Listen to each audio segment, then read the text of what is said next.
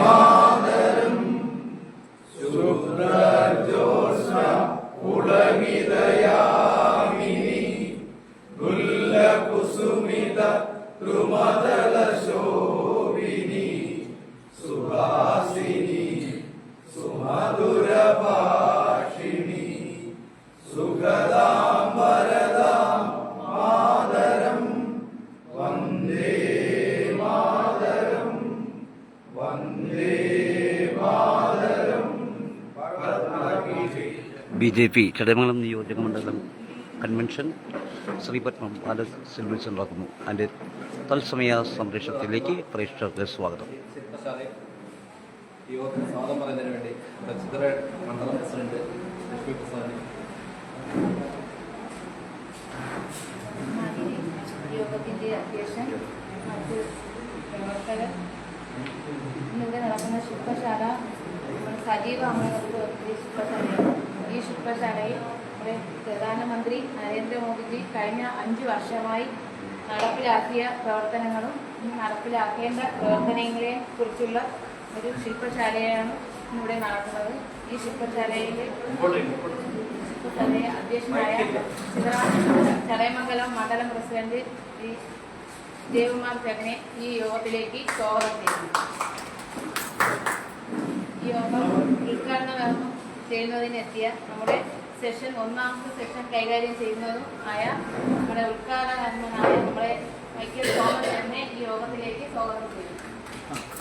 നമ്മുടെ സെഷൻ 2 കൈകാര്യം ചെയ്യുന്നതിനെത്തിയ നമ്മുടെ ഉമേഷ് ചേട്ടനെ ഈ യോഗത്തിലേക്ക് സ്വാഗതം ചെയ്യുന്നു. നമ്മുടെ സെഷൻ 3 നടത്തുന്നതിനെത്തിയ നമ്മുടെ ആലഞ്ചേരി ജയചന്ദ്ര ചേട്ടനെ ഈ യോഗത്തിലേക്ക് സ്വാഗതം ചെയ്യുന്നു.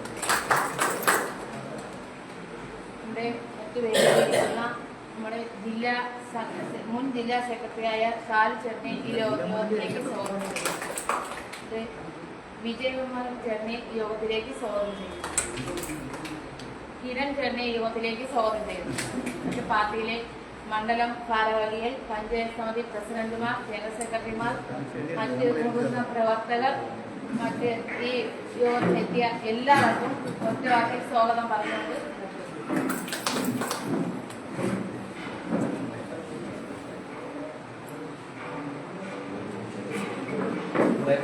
ചടയമംഗലം നിയോജക മണ്ഡലത്തിലെ സജീവാംഗങ്ങളുടെ ഭാരവാഹികളുടെ ഈ ശില്പശാലയാണ് ഇന്നിവിടെ നടക്കുന്നത്. ഈ ശില്പശാല ഉദ്ഘാടനം ചെയ്യുന്നതിനും ഫസ്റ്റ് സെഷൻ അവതരിപ്പിക്കുന്നതിനും വേണ്ടി നമ്മുടെ പ്രിയങ്കരനായിട്ടുള്ള സംസ്ഥാന കൗൺസിൽ അംഗം ശ്രീ മൈക്കൽ സോമചേട്ടനെ ക്ഷണിക്കുകയാണ്. വിളക്കുകൊടുത്തി ഉദ്ഘാടനം ചെയ്യുന്നതിന് വേണ്ടി ഒന്ന് എണ്ണീച്ചിരിക്കുന്നു.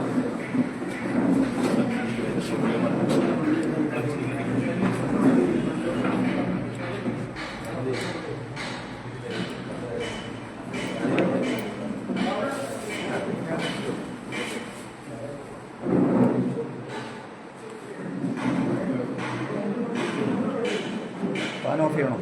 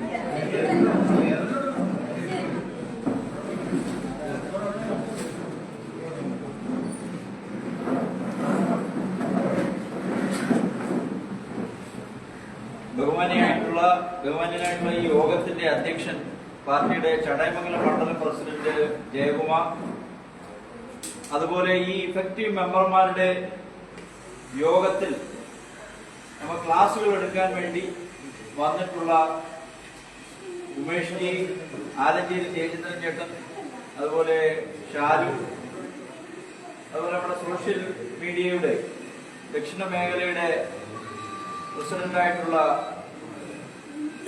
നമ്മുടെ കിരൺജി,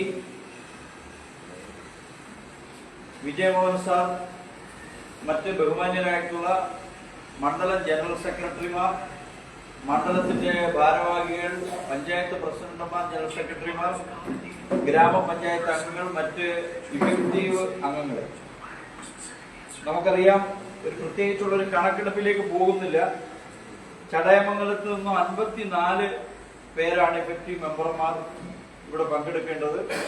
അതിന്റെ രജിസ്ട്രേഷൻ ഉണ്ടായതുകൊണ്ട് ആ കണക്ക് നമുക്ക് ലഭ്യമാണ്. അതുപോലെ ചിതറയിൽ നിന്നും 45. അങ്ങനെ ഏകദേശം 99ഓളം ഇഫക്റ്റീവ് മെമ്പർമാർ പങ്കെടുക്കേണ്ട യോഗമാണ്. തുടർന്നുള്ള സമയങ്ങളിൽ അവർ എത്തിച്ചേരും. നമുക്കറിയാം, ഈ സമയം 3:30-4 മണി എന്ന് വർക്കിംഗ് ഡേ.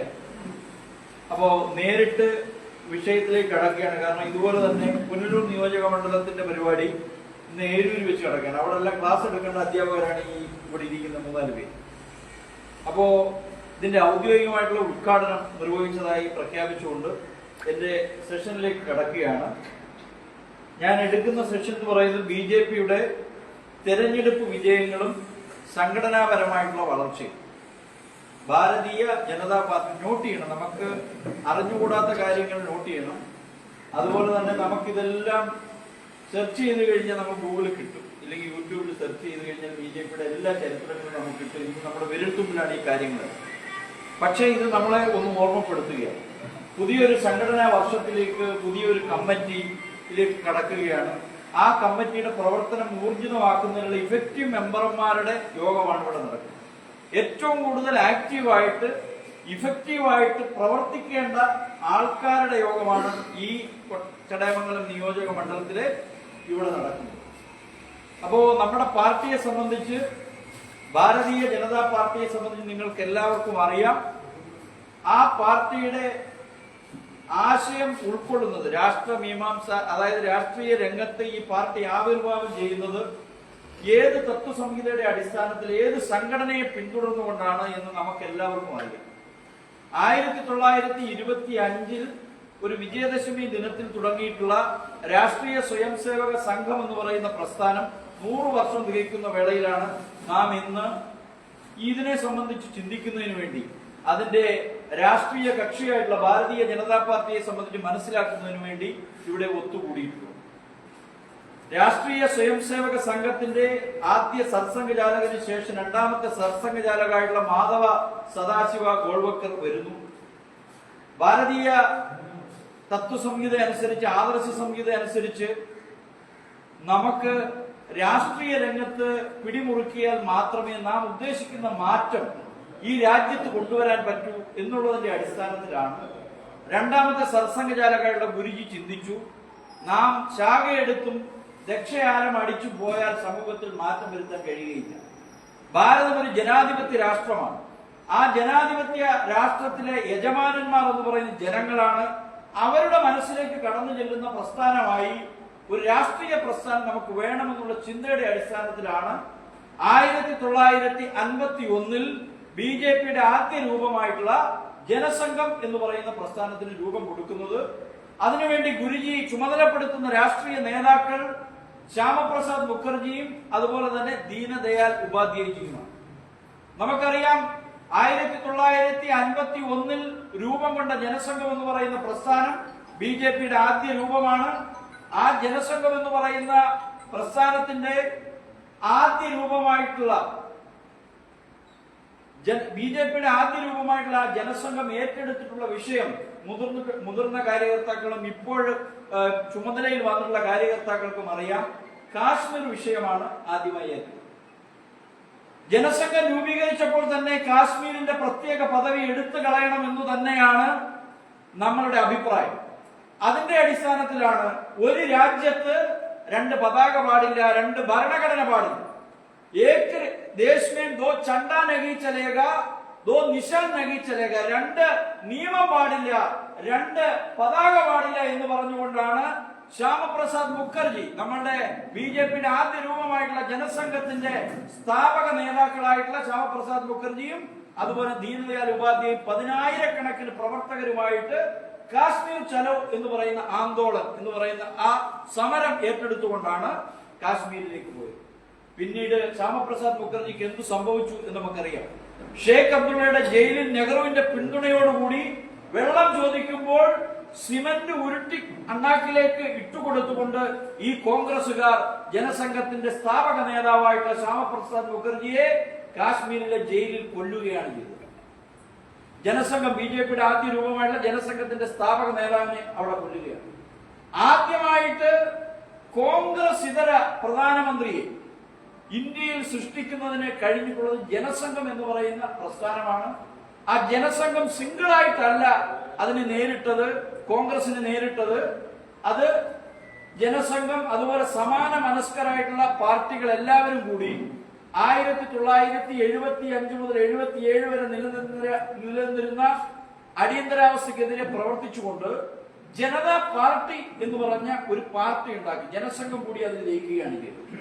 അതൊക്കെ RSSന്റെ പിന്തുണയോട് കൂടിയാണ്.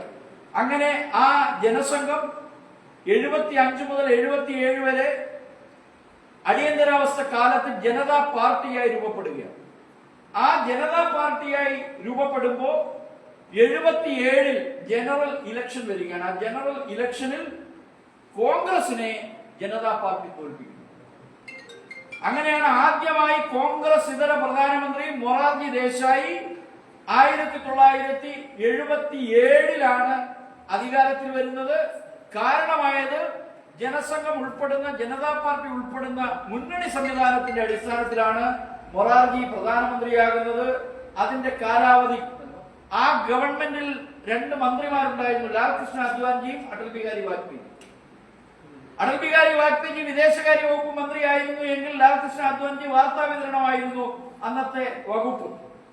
പക്ഷേ ഒരു 2 വർഷക്കാലത്തെ ഭരണം കഴിഞ്ഞു, മധുവിധ കാലം കഴിഞ്ഞപ്പോ ജനതാ പാർട്ടിയിലുള്ള ആൾക്കാർ പറയുകയാണ്, അടൽ ബിഹാരി വാജ്പേയിജിയോടും അദ്വാനിജിയോടും പറയുകയാണ്, നിങ്ങൾ RSSുമായിട്ടുള്ള ബന്ധം വിടണം എന്നാണ് പറയുന്നത്. അവിടെ ആ RSSുമായിട്ടുള്ള ബന്ധം വിടണം എന്ന് പറയുമ്പോൾ 1977 ജനതാ പാർട്ടിയുടെ സഹായത്തോടുകൂടി അധികാരത്തിൽ വന്നിട്ടുള്ള മൊറാർജി ദേശായിയുടെ ഗവൺമെന്റിലെ തലതൊട്ടപ്പന്മാരോട്, മൊറാർജി ദേശായിയോട് അടൽ ബിഹാരി വാജ്പേയിജിയും അദ്വാനിജിയും പറയുന്നു, ഞങ്ങൾക്ക് അധികാരമല്ല വലുത്, ആദർശമാണ് വലുത്. നമ്മുടെ പാർട്ടി രൂപപ്പെടുന്നതിന്റെ കാരണമാണ് ഞാൻ സൂചിപ്പിക്കുന്നത്.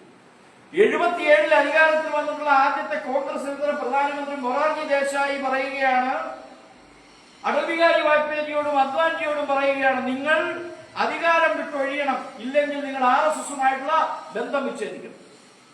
അടൽജിയും അദ്വാനിജിയും പറഞ്ഞു, BJP രൂപപ്പെടുകയാണ്. അവിടെ ഏതിനും ഒരു നിമിത്തം വേണം.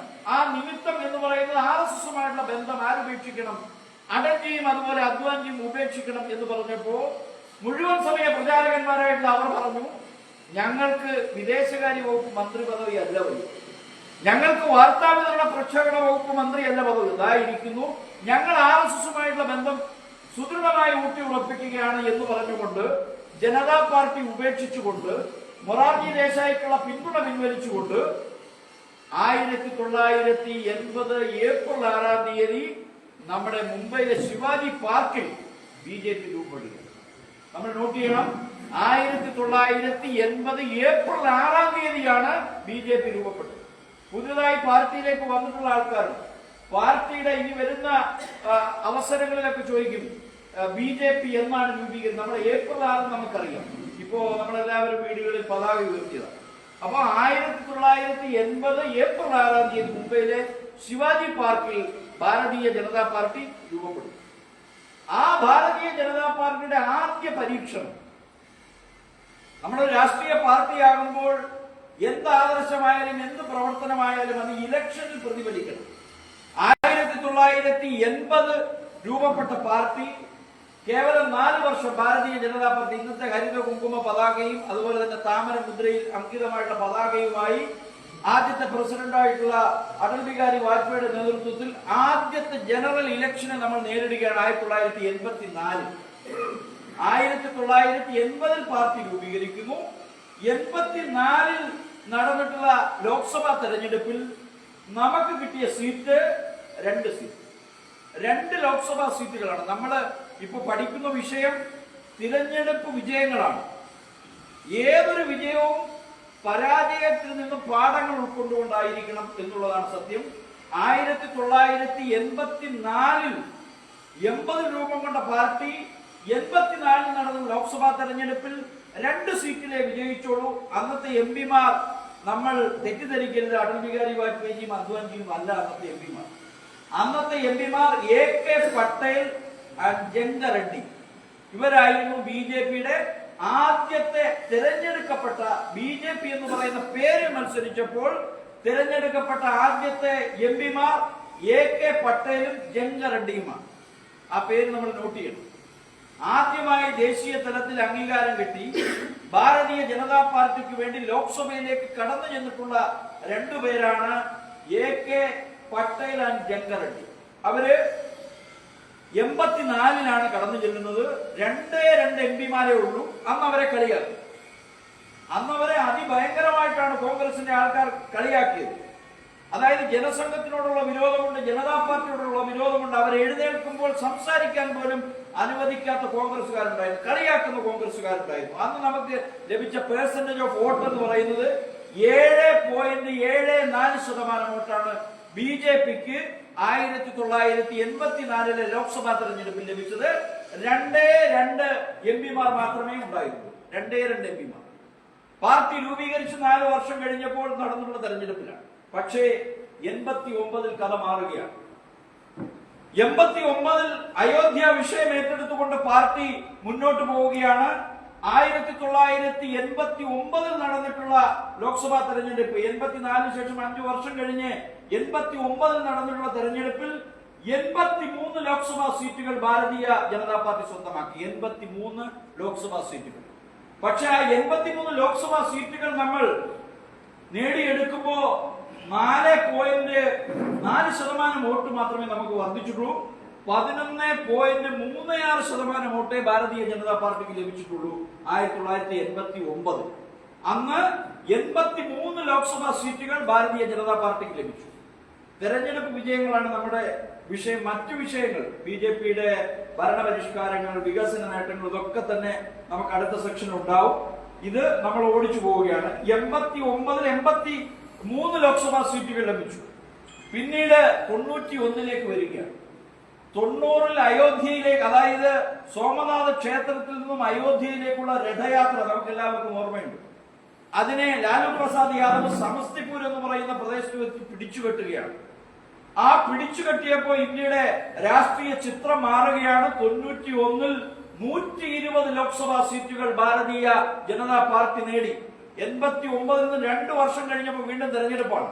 ആ 2 വർഷം കഴിഞ്ഞപ്പോ 9% വോട്ടിന്റെ വർധനവും അതുപോലെ തന്നെ നമുക്ക് 120 ലോക്സഭാ സീറ്റുകളുമാണ് ലഭിച്ചത്. അതായത് 120 ലോക്സഭാ സീറ്റുകളും 20.11% വോട്ടും ഭാരതീയ ജനതാ പാർട്ടിക്ക് ലഭിച്ചു. 91. കാരണം അയോധ്യ വിഷയം നമ്മൾ ഏറ്റെടുത്തു കഴിഞ്ഞു. പിന്നീടാണ് ആദ്യമായി ട്രൗസർ ഇട്ട സ്വയം സേവകനെ ഇന്ത്യയുടെ പ്രധാനമന്ത്രി പദത്തിലേക്ക് കൊണ്ടുവരുന്ന തെരഞ്ഞെടുപ്പ് നടന്നത്. 91 ശേഷം 1996 161 ലോക്സഭാ സീറ്റുകൾ ഭാരതീയ ജനതാ പാർട്ടിക്ക് ലഭിച്ചു. പക്ഷേ വോട്ട് വർധനവ് നാമമാത്രമായിരുന്നു. 20.11 നിന്നും 20.29% വോട്ടേ നമുക്ക് ലഭിച്ചുള്ളൂ. പക്ഷേ സീറ്റുകൾ നമുക്ക് കൂടി. കാരണം ചതുഷ്കോണ മത്സരം, 5, 6, 7 പാർട്ടികളൊക്കെ ഒരുമിച്ച് മത്സരിക്കുമ്പോൾ അതിന്റെ ആനുകൂല്യം നമുക്ക് ലഭിക്കുന്നു. 96 നമ്മൾ ഏറ്റവും വലിയ ഒറ്റക്കക്ഷിയാകുകയാണ്. 161 സീറ്റോടുകൂടി ഏറ്റവും വലിയ ഒറ്റക്കക്ഷിയായി Bharatiya Janata party. 84 2 seat, 89 83 seat, 91 120 സീറ്റും 96 161 സീറ്റുമായി ഭാരതീയ ജനതാ പാർട്ടി പോകുന്നു. ആദ്യം 13 ദിവസമാണ് ഭരിക്കാൻ കഴിഞ്ഞത്. പിന്നീട് 1.5 വർഷക്കാലം നമുക്ക് പുറത്തു വയ്ക്കേണ്ടി വന്നു. പക്ഷെ 98 വീണ്ടും തെരഞ്ഞെടുപ്പ് വരികയാണ്. 98 ഈ 98 നടന്നിട്ടുള്ള തെരഞ്ഞെടുപ്പിൽ 182 ലോക്സഭാ സീറ്റുകൾ നമുക്ക് ലഭിച്ചു. അവിടെ 25.59% വോട്ടും ബി ജെ പിക്ക് ലഭിച്ചു. 98, 96 ഒരു തെരഞ്ഞെടുപ്പ് നടക്കുന്നു. പിന്നീട് അന്ന് ഏറ്റവും വലിയ ഒറ്റക്കക്ഷിയായിരുന്നു. പിന്നീട് 98-ൽ 182 ലോക്സഭാ സീറ്റുകൾ ഭാരതീയ ജനതാ പാർട്ടിക്ക് ലഭിക്കുന്നു. 25.59% ഒന്നര വർഷത്തെ ഭരണത്തിന് ശേഷം പിന്നീട് 1999 വീണ്ടും ഇലക്ഷനാണ്. വീണ്ടും ഇലക്ഷൻ ലഭിക്കുമ്പോൾ വീണ്ടും ബി ജെ പി ഏറ്റവും വലിയ ഒറ്റക്കക്ഷിയായി 182 സീറ്റോടുകൂടി NDA മുന്നണി അധികാരത്തിലേക്ക് വരികയാണ്. NDA മുന്നണി അധികാരത്തിൽ വരുമ്പോൾ അന്ന് നമുക്ക് ലഭിച്ച വോട്ട് 23.75% വോട്ടാണ്. 2004 വരെ നമ്മൾ അധികാരത്തിലുണ്ട്. അതായത് 96, 98, 99, 2004 വരെ ഭാരതീയ ജനതാ പാർട്ടിയുടെ BJPയുടെ പ്രധാനമന്ത്രിയായിരുന്നു എവിടെ ഉണ്ടായിരുന്നത്? 2004 വരെ എവിടെ ഉണ്ടായിരുന്നത്? നമ്മുടെ ഇന്ത്യയിൽ ഉണ്ടായിരുന്നു. ഇടയ്ക്ക് IK ഗുജറാൾ അങ്ങനെയൊക്കെ ഉള്ളവർ വന്ന് പോയിട്ടുണ്ട്. പക്ഷേ 96 നമുക്ക് ആദ്യമായിട്ട് പ്രധാനമന്ത്രി പദവി ലഭിക്കുകയാണ്. 2004 നമ്മൾ ഇന്ത്യ തിളങ്ങുന്നു എന്ന് പറഞ്ഞുകൊണ്ടാണ് നമ്മൾ തെരഞ്ഞെടുപ്പിനെ നേരിട്ടത്. പക്ഷേ അവിടെ നമുക്ക് തിരിച്ചടിയാണ് ഉണ്ടായത്. 182, 98 ലഭിച്ചു. 99 തെരഞ്ഞെടുപ്പിലും 182 സീറ്റ് നമുക്ക് ലഭിച്ചെങ്കിൽ 2004 വെറും 138 ലോക്സഭാ സീറ്റുകൾ മാത്രമേ നമുക്ക് ലഭിച്ചുള്ളൂ. നമ്മുടെ 1% വോട്ടും ഇടിഞ്ഞു. 22.16% നമ്മൾ കൂപ്പുകുത്തി. 2004 2009 വീണ്ടും നമുക്ക് സീറ്റ് കുറയുകയാണ്. 116 സീറ്റായി ഭാരതീയ ജനതാ പാർട്ടിക്ക്. 2009 116 സീറ്റും 18% വോട്ട്, 18.80% വോട്ടാണ് അന്ന് നമുക്ക് ലഭിച്ചത്. പിന്നീട് നമുക്ക് ഏവർക്കും അറിയാം, നമ്മൾ 2014 വരെ പ്രതിപക്ഷത്തായിരുന്നു. ആ 2014 ഇന്ത്യയുടെ രാഷ്ട്രീയ ചരിത്രം മാറ്റിക്കൊണ്ട് BJPയുടെ ശുക്രദശ എന്ന് തന്നെ പറയാം, നരേന്ദ്ര ദാമോദർ മോഡിയെ പ്രധാനമന്ത്രി സ്ഥാനത്തേക്ക് കൊണ്ടുവരികയാണ്. ഗുജറാത്തിലെ മുഖ്യമന്ത്രി, 3 ടേം മുഖ്യമന്ത്രി ആയിരുന്നിട്ടുള്ള നമ്മളുടെ നരേന്ദ്ര ദാമോദർ മോഡിയെ 2014 കൊണ്ടുവരികയാണ്. 16ാം ലോക്സഭാ തെരഞ്ഞെടുപ്പാണ്. അന്ന് ചരിത്രത്തിൽ ആദ്യമായി 545 അംഗ ലോക്സഭയിൽ BJPക്ക് കേവല ഭൂരിപക്ഷം ലഭിച്ച തെരഞ്ഞെടുപ്പാണ് 2014 16ാം ലോക്സഭാ തെരഞ്ഞെടുപ്പ്. അന്ന് 282 ലോക്സഭാ സീറ്റുകൾ ഭാരതീയ ജനതാ പാർട്ടിക്ക് ലഭിച്ചു. 282 ലോക്സഭാ സീറ്റുകൾ നമുക്ക് ലഭിക്കുകയും 31.34% വോട്ടും നമുക്കന്ന് സ്വന്തമാക്കാൻ കഴിഞ്ഞു. 2014 ഇനിയാണ് BJPയുടെ തെരഞ്ഞെടുപ്പ് ചരിത്രത്തിലെ ഏറ്റവും വലിയ മുന്നേറ്റം. അത് 2019 ഉണ്ടായിട്ടുള്ളത്. 303 ലോക്സഭാ സീറ്റുകൾ നമുക്ക് ലഭിച്ചു. 37.46% വോട്ടും നമുക്ക് ലഭിച്ചു.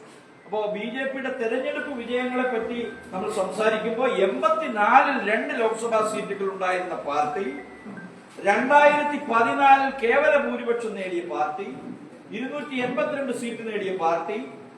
ഏറ്റവും വലിയ വിജയം നാം നേടിയിട്ടുള്ളത് 2019 303 ലോക്സഭാ സീറ്റുകൾ നേടുകയും 37.46% വോട്ട് നേടുകയും ചെയ്തു.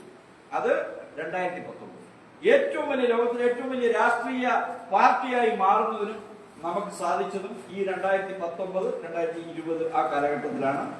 2024 നമുക്കറിയാം, 3ാം നരേന്ദ്രമോദി സർക്കാർ അധികാരത്തിൽ വന്നെങ്കിലും നമുക്ക് ഉദ്ദേശിച്ച രീതിയിലുള്ള വോട്ട് നമുക്ക് സീറ്റ് ലഭിച്ചില്ല.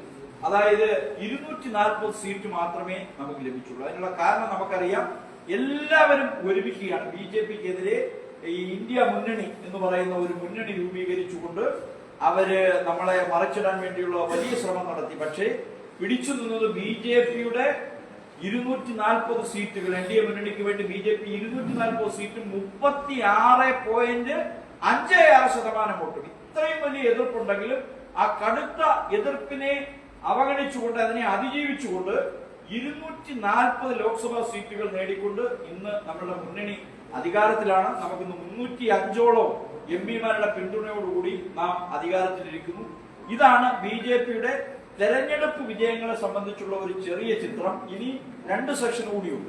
നിങ്ങൾക്ക് എന്തെങ്കിലും സംശയങ്ങൾ ഉണ്ടെങ്കിൽ വാട്സപ്പ് ചെയ്താൽ മതി. എന്റെ നമ്പർ 98 47, 10, 22, 12.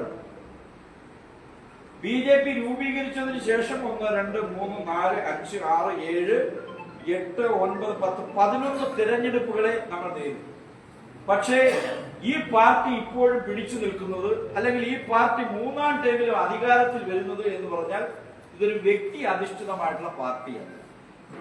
കോൺഗ്രസിനെ കൂട്ട് ഒരു MPയെ പിടിച്ചാൽ നമുക്ക് ഇത്ര സീറ്റ് നേടാമെന്ന് നാം ലാക്കാക്കുന്നത് പോലെ BJPയിൽ നിന്നും ഒരാളിനെ പിടിച്ചാൽ, ഒരു നേതാവിനെ പിടിച്ചാൽ നമുക്ക് ഇത്ര സീറ്റ് നേടാമെന്ന് ചിന്തിച്ചിട്ട് കാര്യമില്ല. ഇത് വ്യക്തി അധിഷ്ഠിതമാണ്. ഇത് വ്യക്തി അധിഷ്ഠിതമല്ല, വ്യക്തി അധിഷ്ഠിതമായിട്ടുള്ള പാർട്ടിയേ അല്ല. ഇത് ഒരു ആദർശത്തിന്റെ അടിസ്ഥാനത്തിൽ വളർന്നു വന്ന പാർട്ടിയാണ്. അതുകൊണ്ടാണ് വ്യക്തികൾ പലരും പോയിട്ടുണ്ട്. ഈ പാർട്ടിയിൽ നിന്നും ഉമാ ഭാരതി പോയിട്ടുണ്ട്, തിരിച്ചു വന്നിട്ടുണ്ട്. കല്യാൺ സിംഗ് പോയിട്ടുണ്ട്, തിരിച്ചു വന്നിട്ടുണ്ട്. യെദ്യൂരപ്പ പോയിട്ടുണ്ട്, വേറെ പാർട്ടി ഉണ്ടാക്കി മത്സരിച്ചിട്ടുണ്ട്, പക്ഷെ തിരിച്ചു വന്നിട്ടുണ്ട്. അപ്പോ ഇത് വ്യക്തി അധിഷ്ഠിതമായിട്ടുള്ള പാർട്ടിയല്ല, വ്യക്തി ആദർശ അധിഷ്ഠിതമായിട്ടുള്ള പാർട്ടിയാണ്. അതുകൊണ്ടാണ് ഈ പറയുന്ന ജനതാ പാർട്ടി ആൾക്കാർ പറഞ്ഞു, അതുപോലെ മൊറാർജി ദേശായി പറഞ്ഞു, നിങ്ങൾ RSSുമായിട്ടുള്ള ബന്ധം ഉപേക്ഷിക്കണമെന്ന് പറഞ്ഞപ്പോൾ ഉപേക്ഷിക്കാൻ പറ്റില്ല എന്ന് പറഞ്ഞുകൊണ്ട് അധികാരം ഉപേക്ഷിച്ചിട്ടുള്ള പാർട്ടിയാണ്. ആദർശത്തിൽ അധിഷ്ഠിതമായി ഇനിയും നമുക്ക് മുന്നേറും. അതിന് ഇഫക്റ്റീവ് മെമ്പർമാർ ഈ ക്ലാസ് കൊണ്ട് നേടേണ്ടത് മറ്റൊന്നുമല്ല, തെരഞ്ഞെടുപ്പ് വിജയങ്ങളിൽ BJPയെ മുന്നോട്ട് നയിക്കണം. അതിന് ഇനി ഏറ്റവും വലിയ സുവർണ അവസരമാണ് വരാൻ പോകുന്നത്. നമ്മളുടെ പഞ്ചായത്ത് ഇലക്ഷൻ. നേതാവ് ആരോ ആയിക്കോട്ടെ, ഇഫക്റ്റീവ് മെമ്പർമാർക്ക് ഒരു ബൂത്തിന്റെ ചാർജ് കാണും, ചിലപ്പോൾ ഒരു വാർഡിന്റെ ആയിരിക്കും ചാർജ്, ചിലപ്പോൾ ഒരു പഞ്ചായത്തിന്റെ ആയിരിക്കും ചുമതല. ഇതൊക്കെ ഏറ്റെടുത്തുകൊണ്ട് ലോക്കൽ ബോഡി ഇലക്ഷനിൽ നമ്മളുടെ പാർട്ടിയെ മുന്നോട്ട് നയിക്കുക. അഭിപ്രായങ്ങൾ ഉണ്ടാകണം, അഭിപ്രായ വ്യത്യാസങ്ങളെല്ലാം പറഞ്ഞു തീർത്തുകൊണ്ട് ഒറ്റക്കെട്ടോടുകൂടി ഭാരതീയ ജനതാ പാർട്ടിയെ മുന്നോട്ട് നയിക്കുന്നതിന് കാര്യകർത്താക്കളായിട്ടുള്ള ഇഫക്റ്റീവ് മെമ്പർമാരായിട്ടുള്ള നിങ്ങൾക്ക് കഴിയട്ടെ. അതിന് BJPയുടെ ഈ ചരിത്രം നാം പഠിക്കും. കേറിയും ഇറങ്ങിയായിരിക്കും തെരഞ്ഞെടുപ്പ് വിജയങ്ങൾ, അതുപോലെ പെർസെന്റേജ് വോട്ടൊക്കെ മാറിയും തിരിഞ്ഞു വരും. നിരാശരാകണ്ട. ഇന്ന് ഒരു തിരിച്ചടി നേരിട്ടാൽ ആ തിരിച്ചടിയിൽ നിന്ന് മുന്നോട്ട് വരാൻ ഭാരതീയ ജനതാ പാർട്ടിക്ക് കഴിയുമെന്നുള്ളതിന്റെ തെളിവാകട്ടെ ഈ തെരഞ്ഞെടുപ്പിന്റെ ഈ ചരിത്രം എന്ന് പറഞ്ഞുകൊണ്ട് ഞാൻ എന്റെ സെഷൻ അവസാനിപ്പിക്കുന്നു. നിങ്ങൾക്ക് എന്തെങ്കിലും സംശയം ഉണ്ടെങ്കിൽ വാട്സപ്പ് ചെയ്താൽ മതി, മറുപടി ഞാൻ രാത്രി തരുന്നു.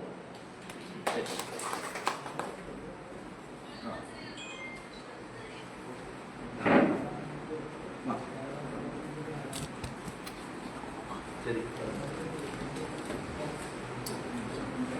അടുത്ത സെക്ഷൻ അവതരിപ്പിക്കുന്നത് നമ്മുടെ സംസ്ഥാന കൗൺസിൽ അംഗം ശ്രീ ഉമേഷ് ചേട്ടനാണ്.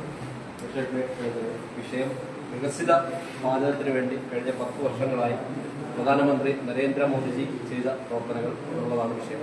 അവതരിപ്പിക്കുന്നത് ചേട്ടൻ.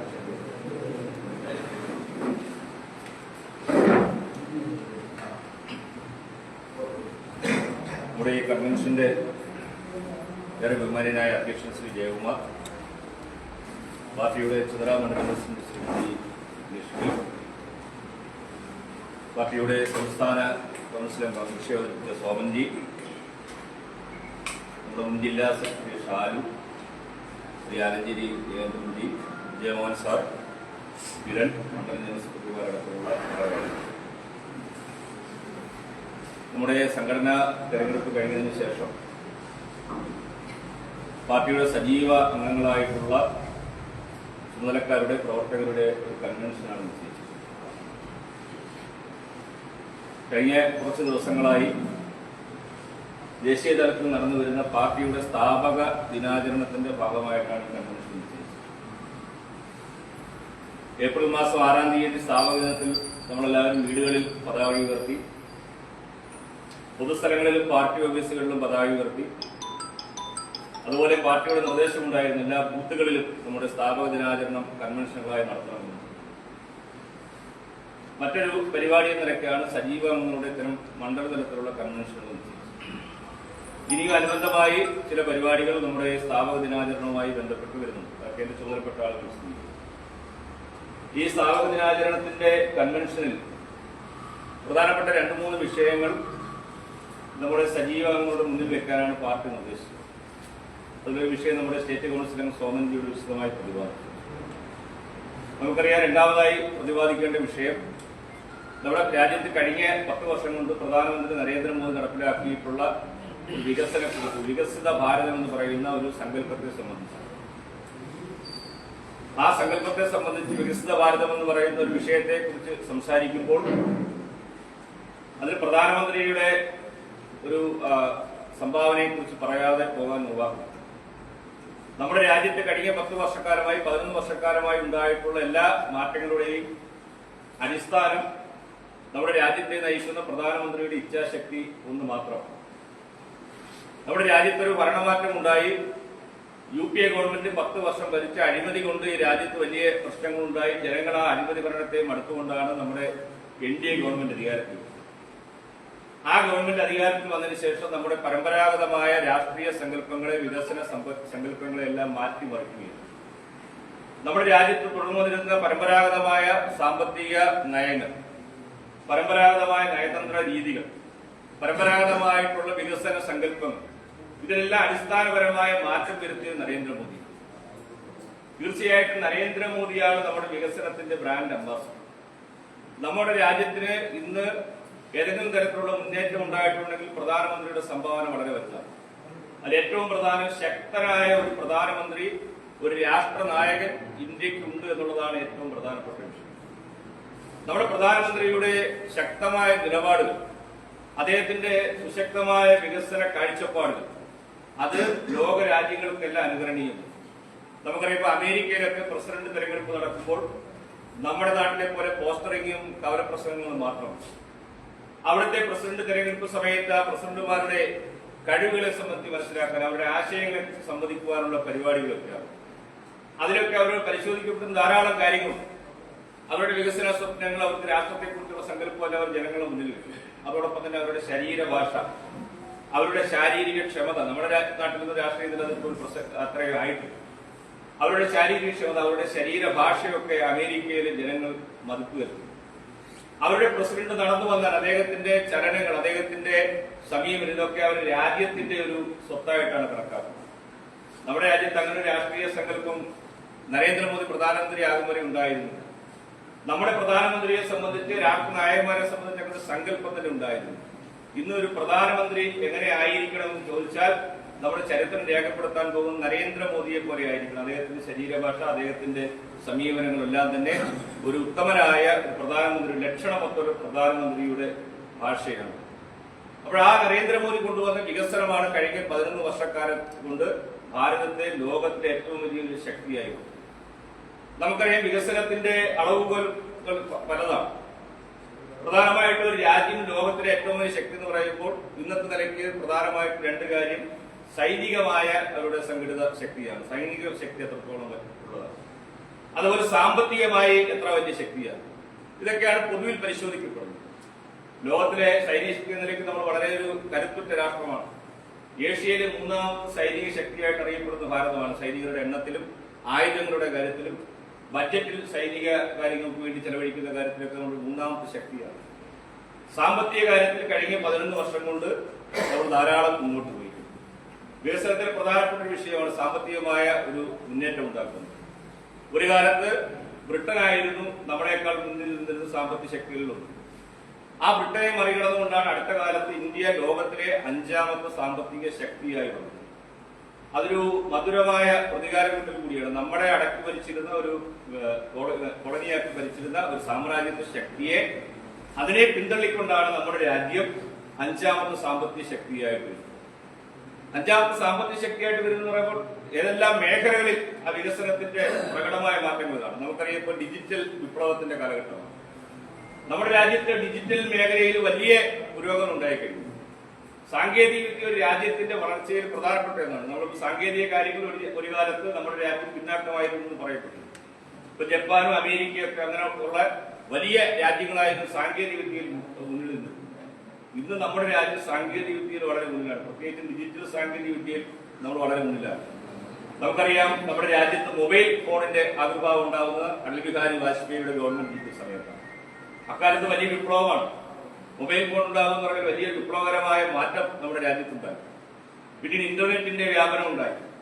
ഇന്റർനെറ്റിൽ നിന്ന് ഇന്ത്യയിൽ ഏതാണ്ട് 70 കോടിയിലധികം ആളുകൾ ദൈനംദിന ജീവിതത്തിൽ ഇന്റർനെറ്റ് ഉപയോഗിക്കുന്നതാണ്. നമ്മളെല്ലാവരും ഇന്റർനെറ്റ് ഉപഭോക്താക്കളാണ്.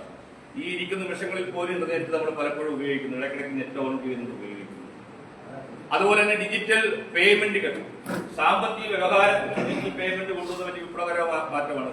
ഇന്ത്യയിലെ ഡിജിറ്റൽ പേയ്മെന്റ് നമ്മുടെ റുപേ അതുപോലെ തന്നെ ഗൂഗിൾ പേ ഒക്കെ വന്നപ്പോൾ കേരളത്തിലെ ധനമന്ത്രി അടക്കം തോമസ് ഐസക് അടക്കമുള്ള ആളുകൾ പ്രധാനമന്ത്രി നരേന്ദ്രമോദി ആക്ഷേപിച്ചു. സാധാരണക്കാർക്ക് സാധ്യമാകുന്ന കാര്യമല്ല. എല്ലാവരും ഫോൺ ഉപയോഗിച്ച് പേ ചെയ്യണമെന്ന് പറഞ്ഞാൽ എങ്ങനെ നടക്കും? അതൊക്കെ സാധ്യമാണോ എന്നുള്ള സംശയം ഉണ്ടായിരുന്നു. ഇത് നോക്കൂ, ഏത് മേഖലയിൽ ഏതാണ്ട് 22 കോടി ജനങ്ങളാണ് ഒരു ദിവസം നമ്മുടെ ഇന്ത്യയിൽ സാമ്പത്തിക വ്യവഹാരങ്ങൾക്ക് വേണ്ടിയിട്ട് ഇത്തരം മാധ്യമങ്ങളെ, ഗൂഗിൾ പേ അടക്കമുള്ള മാധ്യമങ്ങൾ ഉപയോഗിക്കുന്നു. വലിയ തോതിൽ നമ്മുടെ രാജ്യത്ത് ഡിജിറ്റൽ വിപ്ലവം. അതുപോലെ തന്നെ വികസനത്തിന്റെ മറ്റൊരു കാര്യമാണ് നമ്മുടെ അടിസ്ഥാന സൗകര്യ വികസനം. ഒരു രാജ്യത്തിന്റെ വികസനത്തിൽ ഏറ്റവും പ്രധാനപ്പെട്ട ഒരു വസ്തുതയാണ് അടിസ്ഥാന സൗകര്യം വികസിക്കുക. അത് അടിസ്ഥാന സൗകര്യം എന്ന് പറഞ്ഞാൽ നമുക്ക് റോഡുകൾ, അതുപോലെ തന്നെ പാലങ്ങൾ, അതുപോലെ മറ്റത്തരം അനുബന്ധ സൗകര്യങ്ങൾ. നമ്മൾ വളരെ ലളിതമായി പറഞ്ഞു പോയിരുന്ന ശൗചാലയങ്ങൾ അടിസ്ഥാന സൗകര്യ വികസനത്തിൽപ്പെട്ടതാണ്. പാർപ്പിടം, അവിടെയുള്ള എല്ലാ ജനങ്ങൾക്കും അവർക്ക് താമസിക്കാനുള്ള പാർപ്പിടം ഉണ്ടാവുക. അത്തരത്തിൽ അടിസ്ഥാന സൗകര്യ വികസനത്തിൽ കഴിഞ്ഞ 11 വർഷം കൊണ്ട് മോദി ഗവൺമെന്റ് കൊണ്ടുവന്ന വിപ്ലവകരമായ മാറ്റമാണ്. റോഡുകളുടെ വികസനം പറഞ്ഞാൽ കേരളത്തിൽ തന്നെ ഇന്നലെ ധനകാര്യമന്ത്രി നിർമ്മലാ സീതാരാമൻജി മെനങ്ങാനൊരു ലോക്സഭയിൽ മറുപടി പ്രസംഗത്തിൽ ബ്രിട്ടാസിനോടൊക്കെ പറഞ്ഞൊരു കാര്യം നമ്മൾ ശ്രദ്ധിച്ചിട്ടുണ്ടാകും. 1300 കിലോമീറ്റർ ദേശീയപാതയാണ് 2014 മുതൽ 24 വരെയുള്ള കാലയളവിൽ കേരളത്തിൽ മാത്രം പുതുതായി നിർമ്മിക്കുന്നത്. കേരളത്തിലെ കണക്കാതെ അങ്ങനെ നമ്മൾ ഇന്ത്യയിലെ ആകമാനം ദേശീയപാതകൾ, ഭൂമിശാസ്ത്രപരമായി ഏറ്റവും ദുർഘടമായ പ്രദേശങ്ങൾ, പ്രത്യേകിച്ചും വടക്കുകിഴക്കൻ മേഖലയിൽ നാഗാലാൻഡിലെ, അരുണാചൽ പ്രദേശിലെ, ഇപ്പം നമ്മുടെ കോട്ടയം ദേവിച്ചേട്ടൻ എനിക്ക് പറയാൻ ഒരിക്കൽ അരുണാചൽ പ്രദേശിലെ ഒരാളെ അവിടെ സമ്പർക്കത്തിൽ കാണാൻ കഴിയും. ജോലിയുള്ളതാണ്. അയാൾ പറഞ്ഞ വലിയ മാറ്റമാണ് മോദി ഗവൺമെന്റ് വന്നപ്പോൾ ഉണ്ടായത്. റോഡുകൾ, അവിടെ മലഞ്ചെരുവുകളിൽ കൂടി റോഡുകൾ വരും. റെയിൽവേ പാതകളില്ലാത്ത പല സംസ്ഥാനങ്ങളും റെയിൽപാത വരും. കാശ്മീർ പോലെയുള്ള ദുർഘടമായ പ്രദേശങ്ങളിൽ റെയിൽവേ ലൈനുകൾ പുതുതായി സ്ഥാപിക്കുന്നു. അങ്ങനെ വലിയ തോതിൽ റോഡ് വികസനം 2014-24 കാലഘട്ടത്തിൽ നമ്മുടെ രാജ്യത്ത്. റെയിൽവേയുടെ കാര്യത്തിൽ വലിയ കുതിച്ചുചാട്ടമുണ്ട്. റെയിൽവേയിൽ പുതിയ പരീക്ഷണമുണ്ട്. ഒരു കാലത്ത് നമ്മുടെ രാജ്യത്തെ റെയിൽവേയെ കുറിച്ചുള്ള ഏറ്റവും വലിയ ആശയം എന്താണ്? നമ്മൾ പോലും പലപ്പോഴും ചിന്തിക്കാത്തതുണ്ട്. റെയിൽവേ സ്റ്റേഷനിൽ നമുക്ക് ഭക്ഷണം കഴിക്കാൻ നമ്മളൊരു ബെഞ്ചിലിരുന്ന് ഭക്ഷണം കഴിച്ചുകൊണ്ടിരുന്നാൽ നമ്മൾ ഭക്ഷണം കഴിക്കുന്ന അതേ അവസരത്തിൽ നമ്മുടെ മുന്നിൽ നിർത്തിയിട്ട് ട്രെയിനിൽ വിസർജ്യം നടത്തിയാൽ അത് നമ്മുടെ കൺമുമ്പിൽ കൂടി ആ ട്രാക്കിലേക്ക് വീഴുന്ന കാഴ്ചയുണ്ടായിരുന്നു 2014 വരെ. നമ്മൾ അത്ര കാര്യമാക്കി എടുത്തിരുന്നു.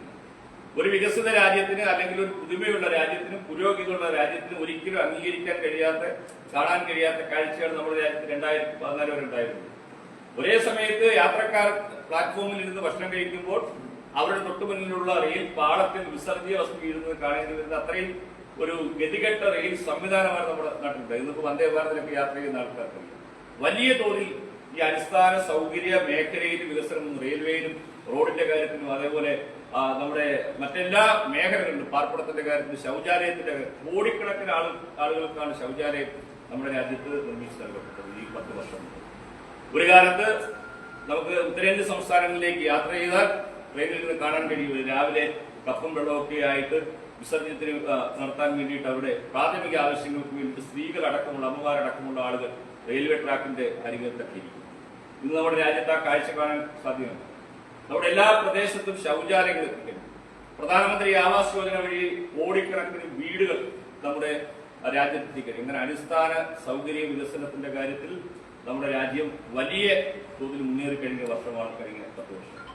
അടിസ്ഥാന സൗകര്യ വികസനം എന്ന് പറയുമ്പോൾ അതിനകത്ത് 2 ഘടകങ്ങളുണ്ട്. ഒന്ന്, ഇത്തരത്തിലുള്ള ഭൗതികമായ അടിസ്ഥാന കാര്യങ്ങൾ വികസിക്കുന്നതോടൊപ്പം തന്നെ അതിന് ഉപോത്പരമായ മറ്റു കാര്യങ്ങൾ. ആരോഗ്യ മേഖല, നമ്മുടെ അടിസ്ഥാന സൗകര്യങ്ങൾ വികസിക്കുന്നത്, പാലങ്ങളും റോഡുകളൊക്കെ വരണമെന്ന് പറഞ്ഞാൽ അത് നിർമ്മിക്കാൻ പറ്റിയ എഞ്ചിനീയർമാർ വേണം, അതിന് മറ്റൊരു ടെക്നോളജി വികസിക്കണം, അത്തരം സ്ഥാപനങ്ങൾ ധാരാളം വേണം, വിദ്യാഭ്യാസ മേഖലയിൽ മുന്നേറ്റം വേണം, ആരോഗ്യ മേഖലയിൽ പുരോഗതി വേണം, നമ്മുടെ നിയമ സംവിധാനങ്ങൾ അതിന് പര്യാപ്തമാകണം. ആ മേഖലയിൽ വലിയ മാറ്റങ്ങൾ വന്നു. പണ്ട് IIT എന്നൊക്കെ പറഞ്ഞാൽ നമുക്ക് മറ്റേതെങ്കിലും സംസ്ഥാനത്ത് പോയി കാണേണ്ടതായിരുന്നു. ഇന്ന് രാജ്യത്ത് 100 കണക്കിന് IIT-കൾ പുതുതായി സ്ഥാപിക്കുന്നു. ധാരാളം സാങ്കേതിക മേഖലയിലെ കോളേജുകൾ അടക്കമുള്ള ആളുകൾ വിദ്യാഭ്യാസങ്ങൾ വലിയ പുരോഗതി. ആരോഗ്യ മേഖലയിലെ പുരോഗതി സംബന്ധിച്ചൊക്കെ നമുക്ക് വിശദീകരിക്കാതെ അറിയാവുന്നതാണ്. കോവിഡ് പോലെയുള്ള ഏറ്റവും പ്രതിസന്ധി നിറഞ്ഞ കാലഘട്ടത്തിൽ പോലും വികസിത രാജ്യങ്ങൾ എന്ന് പറയപ്പെടുന്ന, അവകാശപ്പെടുന്ന രാജ്യങ്ങൾ പകച്ചിരുന്ന അവസരത്തിൽ അതിനെ പ്രതിനിധിക്കാൻ കഴിയുന്ന തരത്തിൽ ശക്തമായ ഒരു ആരോഗ്യ മേഖലയെ നമ്മുടെ ഗവൺമെന്റ് കെട്ടിപ്പടുക്കുന്നു. ഞാൻ പറയുന്ന അടിസ്ഥാന സൗകര്യ വികസനത്തിന്റെ എല്ലാ മേഖലകളിലും നമ്മുടെ ഗവൺമെന്റ് വലിയ തോതിൽ ഇത്തരം മാറ്റം ഉണ്ടാക്കിയിട്ടുള്ള കാര്യത്തിൽ നമുക്ക് തർക്കമില്ല. അതുപോലെ തന്നെ ഒരു രാജ്യത്തിന്റെ പുരോഗതിയിൽ ഒരു പ്രധാനപ്പെട്ട കാര്യമാണ് സാമ്പത്തികമായ നമ്മുടെ നേട്ടം ഉണ്ടാവും. ആ സാമ്പത്തികമായ പുരോഗതിയെ അളക്കുന്നത് GDP വെച്ചിട്ടാണ്. GDP എന്ന് പറയുന്നത് നമ്മുടെ ആഭ്യന്തര ഉത്പാദനത്തിന്റെ വാല്യൂവാണ്. ഒരു വർഷം നമ്മുടെ ആകെയുള്ള ആഭ്യന്തര ഉത്പാദനത്തിന്റെയും അല്ലെങ്കിൽ സർവീസുകളുടെയും ഒരു മൂല്യത്തെയാണ്, വാല്യൂവിനെയാണ് GDP പൊതുവിൽ പറയുന്നത്. ഒരു രാജ്യത്തിന്റെ ഉത്പാദനക്ഷമത, അവിടുത്തെ ആ സേവനക്ഷമത, അവരുടെ ആ രാജ്യത്തിന്റെ ഒരു സാമ്പത്തിക പിൻബലമായി കണക്കാക്കി അതിന് കണക്കാക്കുന്ന ഒരു മാനദണ്ഡങ്ങളുണ്ട്. ആ GDP-യുടെ വളർച്ചയുടെ കാലത്ത് 2000-2022 കാലത്ത് ലോകത്താകമാനം പ്രതിസന്ധിയുണ്ട്. കോവിഡ് കാലത്ത് അമേരിക്ക പോലുള്ള വലിയ രാജ്യങ്ങൾ, ജപ്പാൻ പോലുള്ള രാജ്യങ്ങളിലൊക്കെ അവരുടെ സാമ്പത്തിക വളർച്ച GDP-യുടെ നിരക്ക് വളരെ ചെറിയ തോതിൽ 3.7% മാത്രം വളർച്ച രേഖപ്പെടുത്തുമ്പോൾ ഇന്ത്യയിൽ ഏറ്റവും പ്രതിസന്ധി നിറഞ്ഞ കാലഘട്ടത്തിൽ 7% GDP-യാണ് നമ്മുടെ രാജ്യത്ത് GDP വളർച്ച രേഖപ്പെടുത്തുന്നത്. ഇപ്പോൾ നമ്മുടെ ആഭ്യന്തര ഉത്പാദനത്തിലും ഉത്പാദനക്ഷമതയിലും സേവന മേഖലയുടെ കാര്യത്തിലൊക്കെ വലിയ തോതിൽ അതിന്റെ ഒരു പുരോഗതി കണ്ട കാലഘട്ടമാണ്. കയറ്റുമതിയുടെ കാര്യത്തിൽ ലോകത്ത് നമ്മുടെ സാമ്പത്തിക വ്യവസ്ഥ മെച്ചപ്പെടുന്നതിൽ പ്രധാനപ്പെട്ട ഒരു കാര്യമാണ് കയറ്റുമതി. നമ്മുടെ രാജ്യത്ത് ഉത്പാദിപ്പിക്കുന്ന സാധനങ്ങൾ മറ്റു രാജ്യങ്ങളിലേക്ക് നമ്മൾ വിപണിയായിരുന്ന ഒരു കാലത്ത്, ഭാരതത്തെ സംബന്ധിച്ച് ഒരു കാലത്ത് നമ്മൾ മറ്റ് രാജ്യങ്ങളുടെ വിപണിയാണ്. ഇലക്ട്രോണിക് ഉപകരണങ്ങൾ വേണമെങ്കിൽ ജപ്പാനിൽ നിന്ന് വരണമായിരുന്നു. കളിപ്പാട്ടങ്ങൾ ചൈനയിൽ നിന്ന് വേണം. അപ്പോൾ മറ്റ് രാജ്യങ്ങൾക്ക് അവരുടെ വിപണിയായി കാണാവുന്ന, അവരുടെ ഉൽപ്പന്നങ്ങൾ വിറ്റഴിക്കാൻ കഴിയുന്ന വിപണി മാത്രമാണെങ്കിൽ കയറ്റുമതിയിൽ 2022-2023 വർഷത്തിൽ വലിയ തീർച്ചയായിട്ടും നമ്മൾ ഉണ്ടാക്കും. നമ്മുടെ രാജ്യം വലിയ തോതിൽ കയറ്റുമതി ചെയ്യുന്ന രാജ്യമാണ്. അങ്ങനെ കയറ്റുമതിയുടെ ഇത് വർദ്ധിക്കുമ്പോൾ ഗുണമെന്താണ്? കയറ്റുമതി വർദ്ധിക്കുക എന്ന് പറഞ്ഞാൽ ഒന്ന് പ്രൊഡക്ഷൻ വർദ്ധിക്കുകയാണ്, ഉത്പാദനം വർദ്ധിക്കുകയാണെന്നാണ് അതിന്റെ ഒരു അർത്ഥം. ഉത്പാദനം കൂടിയാലും കയറ്റുമതി ഉണ്ടാവും, ഉത്പാദനം കുറഞ്ഞാൽ കയറ്റുമതിക്ക് സ്കോപ്പില്ല. ഉത്പാദനം വർദ്ധിക്കുന്നു. അതുപോലെ തന്നെ കയറ്റുമതി ചെയ്യാൻ തരത്തിൽ ഉത്പാദനം വർദ്ധിക്കണമെങ്കിൽ ആ ഉത്പാദനത്തിന് വേണ്ടുന്ന തൊഴിൽ ശാലകൾ ആക്റ്റീവാകും, തൊഴിൽ വർദ്ധിക്കും, തൊഴിലിടങ്ങൾ ഇതാവും. അതുപോലെ ഉത്പാദന മേഖല, കാർഷിക മേഖലയിൽ അഭിവൃദ്ധി ഉണ്ടാകും. കാർഷിക മേഖലയിൽ വലിയ തോതിൽ മാറ്റം ഉണ്ടാകും. അപ്പോഴേ കയറ്റുമതിക്ക് സാധ്യതയുള്ളൂ. അപ്പോൾ കയറ്റുമതി വർദ്ധിച്ചു എന്ന് പറഞ്ഞാൽ നമ്മുടെ കാർഷിക മേഖലയിൽ കാര്യമായ പുരോഗതി ഉണ്ടാകുന്നു, നമ്മുടെ തൊഴിൽ മേഖലയിൽ കാര്യമായ പുരോഗതി ഉണ്ടാകുന്നു, നമ്മുടെ സേവന മേഖലയിൽ കാര്യമായ പുരോഗതി ഉണ്ടാകുന്നു. ഇതൊക്കെയാണ് നമ്മുടെ GDP ഉയരാൻ കാരണം. ഇപ്പൊ നേരത്തെ സൂചിപ്പിച്ച 5ാം സ്ഥാനത്താണ് നമ്മുടെ രാജ്യം ഇന്ന് സാമ്പത്തിക രംഗത്ത് ലോകത്ത് കണക്കാക്കുന്നത്. ഇന്നത്തെ നിലയിൽ വളർച്ച കൈവരിക്കാൻ നമുക്ക് സാധിച്ചാൽ 2035 ആകുമ്പോൾ കുറഞ്ഞ വർഷം സാമ്പത്തിക ശക്തി എന്ന നിലയിൽ 3ാമതെങ്കിലും എത്താൻ കഴിയുന്ന രാജ്യമായി ഭാരതം മാറുമെന്നാണ് പഠനങ്ങൾ പറയുന്നത്. ഇപ്പോൾ വലിയ തോതിൽ നമ്മൾ സാമ്പത്തികമായി അടിസ്ഥാന സൗകര്യ വികസനത്തിന്റെ കാര്യത്തിൽ, കയറ്റുമതിയുടെ കാര്യത്തിൽ, ഡിജിറ്റൽ മേഖലയിലൊക്കെ നമ്മുടെ രാജ്യം വലിയ പുരോഗതി കൈവരിച്ച കാലമാണ്. ആ പുരോഗതിക്ക് ഒരു അടിസ്ഥാനം കൂടിയുണ്ട്. അതോടെ പറയുന്നത് ഞാൻ ഈ വിഷയം അധികം ദീർഘിപ്പിച്ച് പറയാൻ ആഗ്രഹിക്കുന്നത്, ചുരുക്കി പറയാം. ആ പുരോഗതിക്ക് അടിസ്ഥാനപരമായ കാര്യം ഞാൻ ആദ്യം സൂചിപ്പിച്ച നമ്മുടെ പ്രധാനമന്ത്രിയുടെ ഒരു ഇച്ഛാശക്തി. അതുപോലെ തന്നെ നമ്മുടെ രാജ്യത്ത് അഴിമതിയുടെ തോത് വളരെയധികം. വികസനം ഉണ്ടാവണമെങ്കിൽ അതിന്റെ ഒരു മറുവശമാണ് അഴിമതി കുറയണം. അഴിമതി വർദ്ധിക്കുമ്പോൾ വികസനം കുറയുമെന്നുള്ളത് സ്വാഭാവികമാണ്. അഴിമതി വലിയ തോതിൽ കുറഞ്ഞിട്ടുണ്ട്. അഴിമതിക്കെതിരെയാണ് നമ്മുടെ ഗവൺമെന്റ് വന്നത്. 2014 തെരഞ്ഞെടുപ്പിൽ BJP ഗവൺമെന്റ് അധികാരത്തിൽ വരാനുള്ള ഏറ്റവും പ്രധാനപ്പെട്ട കാരണം എന്ന് പറയുന്നത് UPA ഗവൺമെന്റിന്റെ അഴിമതിയാണ്. അഴിമതിയുടെ കാര്യത്തിൽ അവർക്ക് യാതൊരു ഉറപ്പുമില്ലാത്ത നിലയിലായി. അഴിമതി സർവ്വസാധാരണ കാര്യമാണ്. ഇന്ന് നോക്കാം, നമുക്ക് അഭിമാനകരമായി പറയാം, നമ്മുടെ രാജ്യത്തെ കേന്ദ്ര ഗവൺമെന്റിനെ സംബന്ധിച്ച് മറ്റേത് ആക്ഷേപങ്ങൾ പറയുന്ന ആളുകൾക്ക് ഒരുപക്ഷെ പറയാൻ ഒരു ബുദ്ധിമുട്ടുള്ള കാര്യം അഴിമതി ഇല്ലാത്ത ഗവൺമെന്റ്. അപ്പോൾ അഴിമതി ഇല്ലാത്ത രാജ്യം എന്ന നിലയ്ക്ക് നമ്മുടെ രാജ്യത്തിന്റെ ഇത്തരം വികസനത്തിൽ കാര്യമായ മാറ്റം. അതുപോലെ നമുക്ക് പ്രതികൂലമായ ധാരാളം കാര്യങ്ങളുണ്ട്. നമ്മുടെ ജനസംഖ്യ നമുക്ക് 2 തരത്തിൽ പറയാം. ജനസംഖ്യയുടെ ഇതിനെ പറയുന്നത് വിഭവശേഷിയാണ്. ഒരു രാജ്യത്ത് ജനസംഖ്യ അങ്ങേയറ്റമാകുന്ന എണ്ണത്തിൽ വർദ്ധിക്കുന്നത് ഒരു രാജ്യത്തെ സംബന്ധിച്ച് മനുഷ്യ വിഭവശേഷി എന്ന് പറയുന്നത് പ്രധാനപ്പെട്ട ഒരു ശേഷിയാണ്.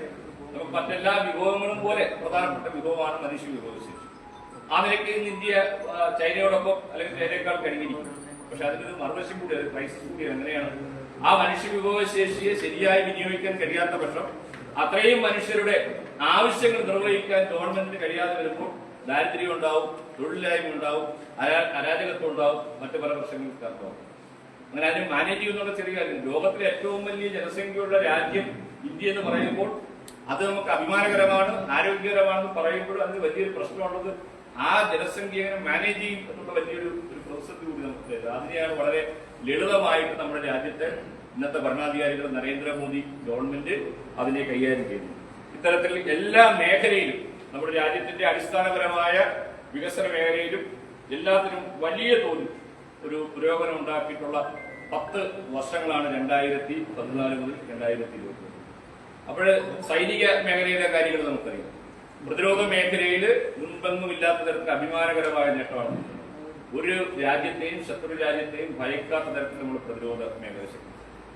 ആരോഗ്യ മേഖലയുടെ കാര്യം പറയും, വിദ്യാഭ്യാസ തൊഴിൽ മേഖലയിൽ ഇന്ന് യുവാക്കൾക്ക് ധാരാളം തൊഴിലവസരം കിട്ടുന്ന രാജ്യമായി നമ്മുടെ രാജ്യമാണ്. കേരളത്തിലടക്കമുള്ള ഒരു പ്രതിസന്ധിയാണ് യുവാക്കൾ അവരുടെ പഠനശേഷം അവരുടെ ശേഷി വിനിയോഗിക്കാൻ കഴിയാതെ, തൊഴിൽ കണ്ടെത്താൻ കഴിയാതെ മെച്ചപ്പെട്ട ജീവിത നിലവാരമുള്ള ഒരു പ്രദേശത്ത് ജീവിക്കണമെന്നുള്ള ആഗ്രഹത്തിന്റെ അടിസ്ഥാനത്തിൽ വിദേശ രാജ്യങ്ങളിലാണ്.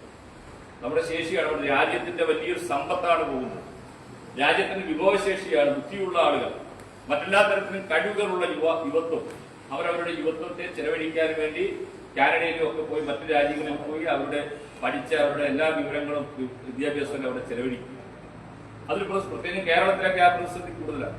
ഇന്ന് എല്ലാവരും വിദേശത്തേക്ക് പോകാൻ യുവാക്കൾ ബന്ധം കൂടുന്ന കാലഘട്ടം. അവിടെ യുവാക്കൾക്ക് തൊഴിലവസരങ്ങൾ ലഭിക്കാൻ വേണ്ടി ധാരാളം പദ്ധതികൾ നമ്മുടെ ഗവൺമെന്റ് കൊണ്ടുവരികയും ധാരാളം യുവാക്കൾ അവരുടെ സ്വന്തമായ തൊഴിൽ രംഗങ്ങളിലേക്ക് വരും. സ്ത്രീ ശാക്തീകരണത്തിന് വേണ്ടി ധാരാളം പദ്ധതികൾ നമ്മുടെ ഗവൺമെന്റ്. സ്ത്രീകളെ സംബന്ധിച്ച് നമുക്കറിയാം, ഒരു രാജ്യത്തിന്റെ ഏതാണ്ട് പകുതിയിലധികം സ്ത്രീകളാണ്, 50% കൂടുതൽ സ്ത്രീജനം. സ്ത്രീകൾ ധാരാളം ജോലി എടുക്കുന്നത്. അവരുടെ വീട്ടുജോലിയെ കുറിച്ച് നമ്മുടെ സർസംഖ്യായിട്ടുള്ള മോഹൻജി ഒരിക്കലൊരു ഇതിൽ പറയുന്നത്, അതായത് പറഞ്ഞത് സ്ത്രീകൾ അവരുടെ വീട്ടുജോലി ചെയ്യുന്നത് നമ്മളതിനൊരു വേതന നിശ്ചയിച്ച് കണക്കാക്കിയാൽ പലപ്പോഴും ആ വീട്ടിലെ പുരുഷന്മാർ പുറത്തുപോയി കണ്ടെത്തുന്ന ജോലി ചെയ്ത് കണ്ടെത്തുന്ന വേതനത്തെക്കാൾ അധികം അത്രയധികം ജോലികൾ കിലോമീറ്ററുകൾ നടക്കും. ഒരു സ്ത്രീ ഒരു ദിവസം ഒരു പുരുഷൻ നടക്കുന്നതിന്റെ ഇരട്ടി കിലോമീറ്റർ അവർ വീടിനുള്ളിലും പരിശ്രമിക്കുന്നു. പക്ഷെ നമ്മുടെ രാജ്യത്തെ സ്ത്രീകൾ അവർ ഏതെങ്കിലും തരത്തിൽ സാമ്പത്തിക സമാഹരണം നടത്തുന്ന മേഖലകളിലേക്ക് കടന്നു വരുന്നു. തൊഴിൽ മേഖലയിലേക്ക് സ്ത്രീകൾ അധികം കടന്നു വന്നിരുന്നില്ല. അതേപോലെ സംരംഭകരായിട്ട്, തൊഴിൽ മേഖലയേക്കാൾ പ്രധാനമാണ് സംരംഭകരായിട്ട് സ്വന്തം നിലയ്ക്ക് എന്തെങ്കിലും സ്ഥാപനങ്ങൾ തുടങ്ങുക, ബിസിനസ്സുകൾ തുടങ്ങുക, അത് സ്ത്രീകൾ ഒരു കാലഘട്ടത്തിൽ തയ്യാറായിരുന്നില്ല. ഇന്ന് മുദ്രാ യോജന പോലുള്ള പദ്ധതികൾ, ബാങ്കിന്റെ സഹായങ്ങൾ, PMGP പോലുള്ള കാര്യങ്ങൾ, അതുമായി ബന്ധപ്പെട്ട പ്രചരണങ്ങളൊക്കെ വർദ്ധിച്ചതുകൊണ്ട് ധാരാളം ആളുകൾ സ്ത്രീകൾ സംരംഭകരായി വരുന്നു. അവരുടെ വിഭവശേഷി വിനിയോഗിക്കുന്നു. അവർ കൂടി സാമ്പത്തിക സമാഹരണത്തിന്റെ ആളുകളായിട്ട് മാറുന്നു. അടുക്കളയിൽ മാത്രം ജോലി ചെയ്യുന്ന ആളുകൾ അവർ പുറത്തേക്ക് കൂടി വരുന്ന സാഹചര്യമുണ്ട്. അപ്പോൾ നമ്മുടെ രാജ്യത്ത് അടിസ്ഥാനപരമായി മൗലികമായി വളരെയധികം മാറ്റങ്ങൾ വന്നിട്ടുള്ള 10 വർഷമാണ് 2014-2020. നമ്മൾ വികസന സങ്കല്പത്തെ കുറിച്ച് മാറ്റണം, നമ്മുടെ നയതന്ത്രത്തെ കുറിച്ച് മാറ്റണം. നയതന്ത്രം എന്ന് പറയുന്നത് രാജ്യത്തിന്റെ ശക്തിയിൽ പ്രധാനപ്പെട്ടതാണ്. നമ്മുടെ രാജ്യത്തിന്റെ യശസ് നിലനിർത്തുന്നത്, രാജ്യത്തെ മറ്റുള്ള രാജ്യങ്ങൾ അംഗീകരിക്കുന്നത് നയതന്ത്ര വിജയം കൂടി കൊണ്ടാണ്. മറ്റുള്ള രാജ്യങ്ങൾ നമ്മൾ അംഗീകരിക്കണമെന്ന് നയതന്ത്രം നമ്മുടെ ശരിയായിരിക്കണം. ശരിയായ ഡിപ്ലോമസി ഉണ്ടെങ്കിൽ മാത്രമേ മറ്റുള്ള രാജ്യങ്ങൾ അംഗീകരിക്കൂ. നമുക്കറിയാം, റഷ്യ യുക്രൈൻ യുദ്ധത്തിൽ മധ്യസ്ഥത വഹിക്കാൻ പോലും തയ്യാറാകും നമ്മളെ സ്വീകരിക്കുന്ന തരത്തിൽ നമ്മുടെ നയതന്ത്ര വിജയം കാണുന്നു. ഞാൻ പറയുന്നത് എല്ലാ മേഖലകളിലും നമ്മുടെ രാജ്യത്തിന്റെ വികസനവുമായി ബന്ധപ്പെട്ട എല്ലാ മേഖലകളിലും വലിയ തോതിൽ മുന്നേറ്റം നടത്തിയ 10 വർഷങ്ങളാണ് കഴിഞ്ഞുപോയത്. അതിന് 11ാമത്തെ വർഷം പൂർത്തിയാകാൻ പോകുന്നു. ആ അവസരത്തിലാണ് നമ്മുടെ പാർട്ടിയുടെ സ്ഥാപക ദിനം ഈ തൊട്ടടുത്ത ദിവസം ആചരിച്ച് 45 വർഷത്തെ നമ്മുടെ സംഘടനയുടെ വളരെ മഹത്തായ പ്രവർത്തനം പൂർത്തീകരിച്ച് 46ാം വർഷത്തിലേക്ക് BJP കടക്കുന്ന അവസരത്തിലാണ് ഇത്തരം സജീവങ്ങളുടെ കൺവെൻഷൻ വെച്ചിട്ടുള്ളത്. ഈ അവസരത്തിൽ ഇങ്ങനെയൊരു കാര്യം നമ്മുടെ മനസ്സിലേക്ക് കൊണ്ടുവരികയും കൂടുതൽ നമ്മളാണ് ഈ പാർട്ടിയുടെ പ്രചരണത്തിന്റെ പ്രധാനപ്പെട്ട ഉപകരണം. മറ്റെല്ലാ മാധ്യമങ്ങളും നമുക്ക് പ്രചരണത്തിൽ ഉപയോഗിക്കുമ്പോഴും പാർട്ടിയുടെ പ്രവർത്തകർ, പാർട്ടിയുടെ സജീവ അംഗങ്ങൾ അവർ പാർട്ടിയെ കുറിച്ച്, നമ്മുടെ ഗവൺമെന്റിനെ കുറിച്ചും ഒക്കെ മനസ്സിലാക്കുന്ന കാര്യങ്ങളും അവർ പ്രചരിപ്പിക്കുന്ന കാര്യങ്ങളും വളരെ പ്രധാനമാണ്. നമുക്കൊരു ധാരണ ഇല്ലാതെ പോയാൽ അതൊരു അപകടകരമായ സാഹചര്യത്തിലേക്ക് വരും. ഇപ്പോൾ പാർട്ടിയുടെ വികസന സ്വപ്നത്തെ പ്രചരിപ്പിക്കുന്ന, പ്രധാന നരേന്ദ്രമോദിയുടെ വികസന സങ്കല്പത്തെ പ്രചരിപ്പിക്കുന്ന പ്രചാരകന്മാരായി നമ്മൾ ഓരോരുത്തരും മാറണമെന്നാണ് എനിക്ക് ഈ അവസരത്തിൽ അഭ്യർത്ഥിക്കാൻ. മറ്റൊരു കാര്യം കൂടി സജീവ അംഗങ്ങളുടെ ചടയമംഗലം നിയോജകമണ്ഡലം കൺവെൻഷൻ അതിന്റെ തത്സമയ സംരക്ഷണം ഇവിടെ പൂർണ്ണമാവുകയാണ്. നന്ദി, നമസ്കാരം. ഈ വരുന്ന 13, 14 തീയതികളിലായിട്ട് പ്രധാനപ്പെട്ട ആഘോഷ പരിപാടി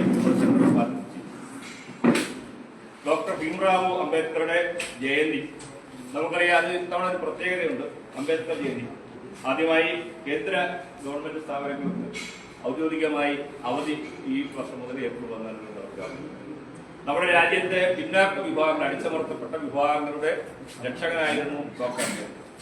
അപ്പോൾ അദ്ദേഹത്തെ കുറിച്ച് വാദോരാതെ പ്രസംഗിക്കുന്ന ആളുകൾ, പ്രത്യേകിച്ച് ഇടതുപക്ഷ എന്ന് പറയുന്നത്, ദളിത് പ്രവർത്തകർ എന്ന് പറയുന്ന ആളുകൾ, ഇവരൊക്കെ ബോധപൂർവ്വം മറച്ചുവെക്കുന്ന കാര്യമാണ്. അംബേദ്കറെ വേണ്ട പോലെ അംഗീകരിക്കുകയും അദ്ദേഹത്തിന് ന്യായമായ പരിഗണന കൊടുക്കുകയും ചെയ്തത് മോദി ഗവൺമെന്റ്. പാർലമെന്റിന്റെ സെൻട്രൽ ഹാളിൽ ആദ്യമായി അംബേദ്കർ ചിത്രം സ്ഥാപിക്കുന്നത് മോദിയുടെ ഗവൺമെന്റ് വന്നതിന് ശേഷം. അംബേദ്കർ ജനിച്ച സ്ഥലമടക്കമുള്ള അദ്ദേഹത്തിന്റെ സമാധി സ്ഥലമടക്കമുള്ള എല്ലാ സ്ഥലങ്ങളിലും ഭവ്യമായ സ്മാരകം നിർമ്മിച്ചത് മോദി ഗവൺമെന്റ് വന്നതിന് ശേഷം. അപ്പോൾ നമ്മുടെ ഗവൺമെന്റ് അംബേദ്കറുടെ ജയന്തി ആ ഒരു ഇതിന് വേണ്ടിയിട്ട് വളരെ പരിശ്രമിച്ച ഗവൺമെന്റാണ്. അംബേദ്കർ ജയന്തി സമുചിതമായി ആഘോഷിക്കാനാണ് പാർട്ടിയുടെ സെൻട്രൽ കമ്മിറ്റിയുടെ നിർദ്ദേശം. ആ പരിപാടിയുടെ ചുമതലക്കാരൻ കൂടിയാണ്, നമ്മുടെ ജില്ലയുടെ ചുമതലക്കാരൻ കൂടിയാണ് ഞാൻ. അതുകൊണ്ടൊന്ന് പറഞ്ഞ് അവസാനിപ്പിക്കാം. 13, 14 തീയതികളിലായിട്ട് നമ്മുടെ എല്ലാ ബൂത്തുകളിലും അംബേദ്കർ ജയന്തിയുടെ ആഘോഷം ഉചിതമായ രീതിയിൽ സംഘടിപ്പിക്കണം. ഉചിതമായ രീതിയിൽ എന്ന് പറഞ്ഞാൽ മാന്യമായ രീതിയിൽ, അന്തസ്സുള്ള രീതിയിൽ സംഘടിപ്പിക്കണമെന്നാണ്. ഏതെങ്കിലും തരത്തിൽ പരിപാടി നടത്താൻ വേണ്ടി നടത്തുക. 13-ാം തീയതി നമ്മുടെ അംബേദ്കർ പ്രതിമ അല്ലെങ്കിൽ അംബേദ്കറുടെ പേരിലുള്ള കോളനികൾ, അത്തരം സ്ഥലങ്ങളിൽ വൃത്തിയാക്കുകയും ശുചീകരണ പ്രവർത്തനങ്ങൾ നടത്തുകയൊക്കെ ചെയ്യും ഗ്രൂപ്പായി. 14-ാം തീയതി രാവിലെ എല്ലാ ബൂത്ത് കേന്ദ്രങ്ങളിലും അംബേദ്കറുടെ ചിത്രം വെക്കുകയും അതിൽ പുഷ്പാർച്ചന നടത്തുകയും അതുപോലെ തന്നെ മധുരപലഹാരങ്ങൾ വിതരണം ചെയ്യുകയും ഭരണഘടനയുടെ ആമുഖം അവിടെ ഒരാൾ വായിച്ചു കൊടുത്ത് മറ്റുള്ള ആളുകളെ കൊണ്ട് ചെയ്യും. ഇത്രയാണ് അന്ന് 14-ാം തീയതി പരിപാടി. അപ്പോഴാ പരിപാടി നമുക്ക് വളരെ ലളിതമായി നടത്താവുന്ന പരിപാടിയാണ്. ഒരു 3-4 പേരുണ്ടെങ്കിലും നടത്താം. ഒരു ഫോട്ടോയും ഒരു മാലയും ഒരു 4 പേരുണ്ടെങ്കിലും നടത്താം. പക്ഷെ ദയവ് ചെയ്ത് അങ്ങനെ നടത്തരുത്. നടത്തുന്ന സ്ഥലങ്ങളിൽ എല്ലായിടവും നടത്തണം. നടത്തുന്ന സ്ഥലങ്ങളിൽ നിർബന്ധമായി ആവശ്യത്തിന് ഒരു പരിപാടി നടത്താനുള്ള മിനിമം ആളുകളുണ്ടാവും. ഒരു 10-25 പേരെങ്കിലും ഒരു പ്രദേശത്ത് പരിപാടി സംഘടിപ്പിക്കുന്നുണ്ടാവും. മാന്യമായ രീതിയിൽ ആ ചിത്രം വെക്കണം. മാന്യമായ രീതിയിലുള്ള മാല ഉണ്ടാവും. മാന്യമായ രീതിയിൽ പുഷ്പാർച്ചന നടത്തും. ഭരണഘടന വായിച്ചു കൊടുക്കും. ആർക്കും ഒരാൾക്ക് വേണമെങ്കിൽ അംബേദ്കറെ കുറിച്ച് 10-15 മിനിറ്റ് സംസാരിക്കും. അപ്പോൾ ഡോക്ടർ അംബേദ്കർ അദ്ദേഹത്തിന് അർഹമായ പരിഗണന കൊടുത്തുകൊണ്ട് അദ്ദേഹം ഏത് തരത്തിലുള്ള ആദരവും പരിഗണനയും അർഹിക്കുന്നോ ആ പരിഗണനയും ആദരവും നിലനിർത്തിക്കൊണ്ട് വേണം അംബേദ്കർ ജയന്തി ആഘോഷം 14-ാം തീയതി. അപ്പോൾ നമുക്ക് പരമാവധി ബൂത്തുകളിൽ, ഏതാണ്ട് എല്ലാ ബൂത്തുകളിലും, നമുക്ക് ഏതെങ്കിലും തരത്തിൽ പ്രവർത്തനമുള്ള എല്ലാ ബൂത്തുകളിലും അംബേദ്കർ ജയന്തി ആഘോഷിക്കണം. 14-ാം തീയതി നമ്മൾ അതിനായിട്ട് പരിശ്രമം നടത്തണം. നമ്മുടെ ബൂത്തുകളിൽ അതിനൊരു തയ്യാറെടുപ്പ് നടത്തി അതെല്ലാം തന്നെ. അതുപോലെ നമ്മുടെ എല്ലാ പരിപാടികളും ഇപ്പോൾ പൊതുവിൽ അറിയാം. സരള ആപ്ലിക്കേഷനിലേക്ക് നമ്മൾ റിപ്പോർട്ട് ചെയ്യും. അംബേദ്കർ ജയന്തിയുടെ ആഘോഷ പരിപാടികളും സരള ആപ്ലിക്കേഷനിലേക്ക് അപ്ലോഡ് ചെയ്യണം. അപ്ലോഡ് ചെയ്യാൻ അറിയാത്ത ആളുകൾ മറ്റാരെങ്കിലും കൂടി ചെയ്യിക്കണം. നമ്മുടെ ഗ്രൂപ്പുകളിൽ ഫോട്ടോ ഇടണം. സോഷ്യൽ മീഡിയയിൽ പ്രചരിക്കണം. സോഷ്യൽ മീഡിയ പ്രചരണത്തെ കുറച്ച് കാണേണ്ടതുണ്ട്. നമ്മളൊരു യോഗം നടത്തുമ്പോൾ 500 പേര് യോഗം ശ്രമിക്കുമെങ്കിൽ ആ യോഗം റെക്കോർഡ് ചെയ്യപ്പെട്ട് സോഷ്യൽ മീഡിയയിൽ പ്രചരിച്ചാൽ ചിലപ്പോൾ ഒരു ദിവസം കൊണ്ട് 6000, 7000 പേര് കിട്ടണം. അത് നമുക്ക് വലിയ ചെലവുള്ള കാര്യമുണ്ട്. അതുകൊണ്ട് ആ പരിപാടി വൃത്തിയായി സോഷ്യൽ മീഡിയയിൽ കൊടുക്കണം. അതുപോലെ തന്നെ നമ്മുടെ പാർട്ടി ഗ്രൂപ്പുകളിൽ അത് ചെയ്യണം. സർവ ആപ്ലിക്കേഷനിൽ അപ്ലോഡ് ചെയ്യണം. അതിന് നമുക്ക് ചടയമേളനത്തിന് ചിതറിയ ചുമതലക്കാരെ നിശ്ചയിച്ചിട്ടുണ്ട്. ഞാൻ ആ ചുമതലക്കാരെ കൂടി ഇത് പറഞ്ഞുകൊണ്ട് അവസാനിപ്പിക്കും.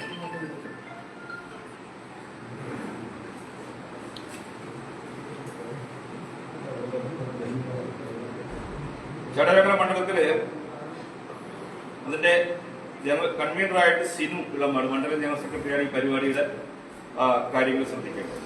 അതിന്റെ കോ കൺവീനർമാരായിട്ട് വിഷ്ണു ചെറുവക്കൽ, രഞ്ജു ചെറിയവിടുന്ന്, അതുപോലെ ചിതറ മണ്ഡലത്തിന്റെ കൺവീനർ ഗിരീഷ്, മണ്ഡലം ജനറൽ സെക്രട്ടറി.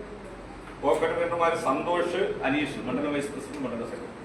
അപ്പോൾ അവരുടെ ചുമതലയിൽ അവരെല്ലാ ബൂത്തുകളിലും പഞ്ചായത്തുകളിലും ബന്ധപ്പെട്ട് ഈ പരിപാടിയുടെ സമയ സന്ദർഭമൊക്കെ നിശ്ചയിച്ച് അത് ക്രമീകരിച്ച് കൃത്യമായിട്ട് അത് റിപ്പോർട്ട് ചെയ്യണം.